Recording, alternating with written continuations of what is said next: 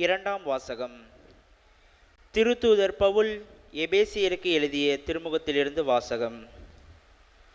சகோதர சகோதரிகளே, கடவுள் மிகுந்த இரக்கமுடையவர். அவர் நம்மீது மிகுந்த அன்பு கொண்டுள்ளார்.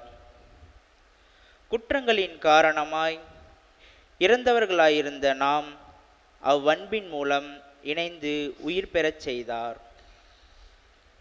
நீங்கள் மீட்கப்பட்டிருப்பது அந்த அருளாலேயே. இயேசு கிறிஸ்துவோடு இணைந்த நிலையில் நாம் அவரோடு உயிர்த்தெழவும் விண்ணுலகில் அவரோடு அமரவும் செய்தார்.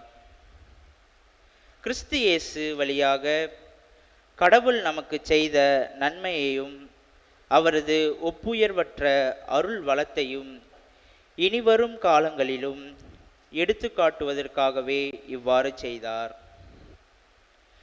நீங்கள் அந்த அருளாலேயே நம்பிக்கையின் வழியாக மீட்கப்பட்டிருக்கிறீர்கள்.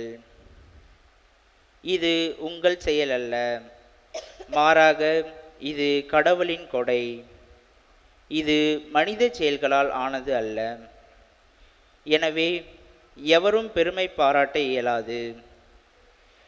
ஏனெனில் நாம் கடவுளின் கைவேலைப்பாடு.